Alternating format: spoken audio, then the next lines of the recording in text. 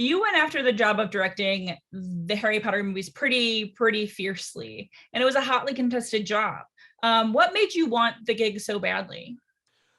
It was my daughter had pestered me to read the books for a couple of years, and I didn't. And then when I sat down and read the first three books, I saw the film in my head, and I said, I have to make this film. So I called my agent, and I said, I want to direct the first Harry Potter film. She said, you and 30 other people. Um, so I didn't know how I was going to get this job.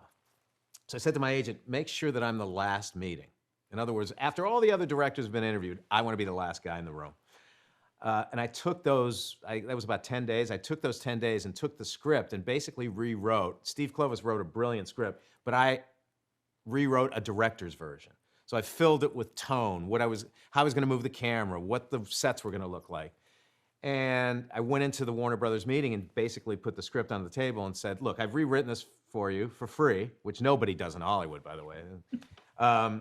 And I said, keep it. I don't want to get paid for it. I just want you to see what I would do with the movie. And I think that was probably the thing that got me the gig. I mean, from what I've read, there's also like you made the commitment to really using a British cast, like a purely British cast. Do you think that helped as well? Well, it did. It's interesting because I luckily said all the right things to Joe Rowling in our first interview. One was I explained how I was going to shoot the film, how I was going to look. She said, that's exactly the same way I see it. I said the cast should be entirely British. I mean, my own daughter's in the movie. Yeah. She plays Susan Bones. She was 11.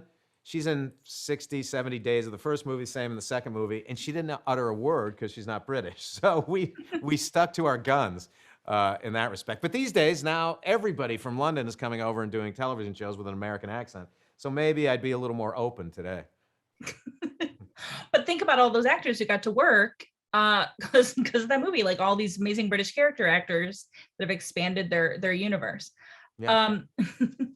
Did you think at all about sort of how you were setting up the whole series? Like when you're building that hall based on what you see in that book, like that's kind of what it's going to have to be if you make another movie or if you make another movie. Like, did you think about that?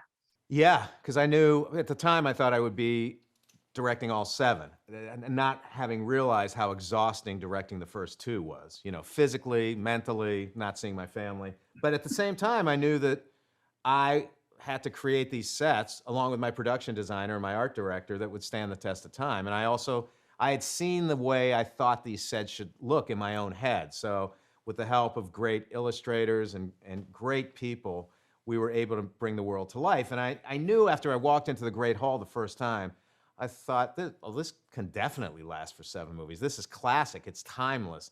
And that's the way we approached making the entire first film.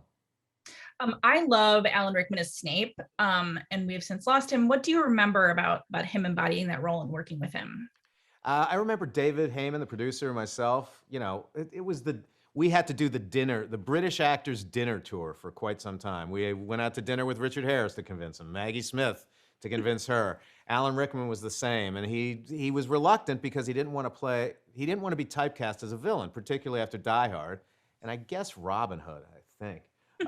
Yes. But we convinced him to do it, and then J.K. Rowling took him out to dinner and told him something about what was going to happen to Snape throughout the series in the 7th book. So when we would be on set, he would do these tiny little idiosyncrasies with his performance, and I couldn't figure out where it was coming from. And I'd walk up to him afterwards. I said, "What was that?" He goes, "Oh, you'll know when you read the 7th book." I'm like, "Well, yeah, that doesn't help me now. I'm directing the first movie."